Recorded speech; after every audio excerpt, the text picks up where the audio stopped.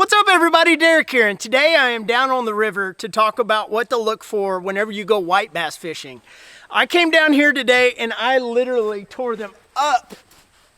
I am down here after work and look at all these that I caught. I did not know of any reports.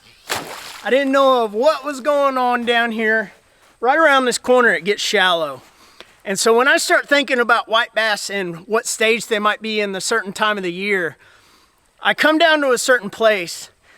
I know that it's that time of the year where the bass are spawning, the bluegills are starting to move up shallow, everything's starting to click for these fish, the water's warming up.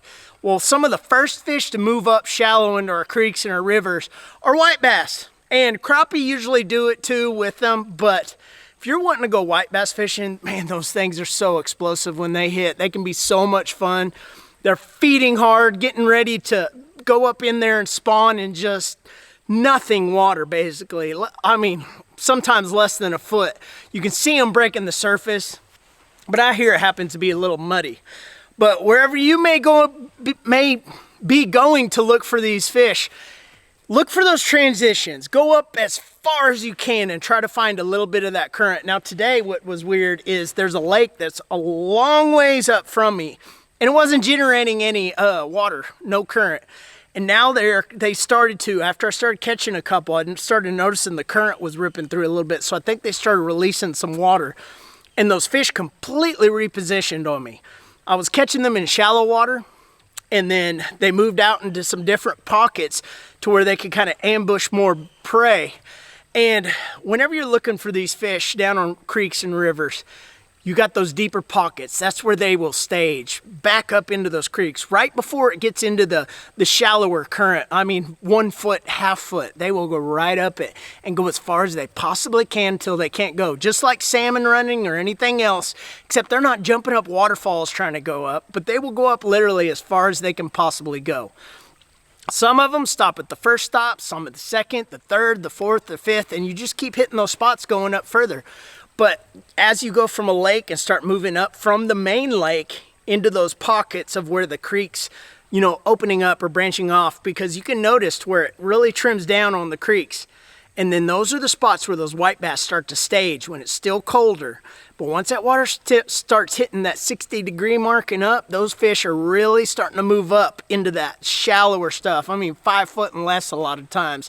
So whenever you're going to look for those white bass, look for key indicators. Sometimes when it's windy, it's really, really hard to figure out where they could be. You just got to fish the spots that you think they would be, and that would be in the current transitions.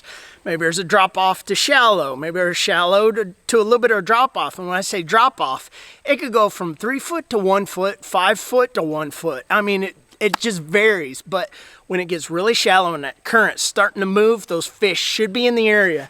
And as you see right here, I've got sand. They want that softer bottom. They want those pebble rocks. They want all of that stuff.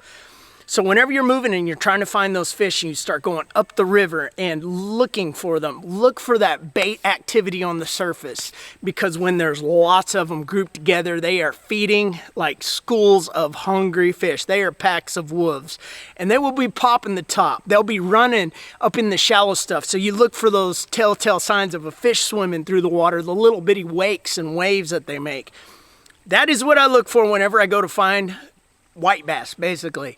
You can go to any creek, any river across the nation. You can basically look for the same things that a white bass, sand bass will be doing. Go hit up those spots, and most likely if you've got a crankbait, a little bitty swim bait, some kind of small spinner, rooster tail, beetle spin, just keep it simple.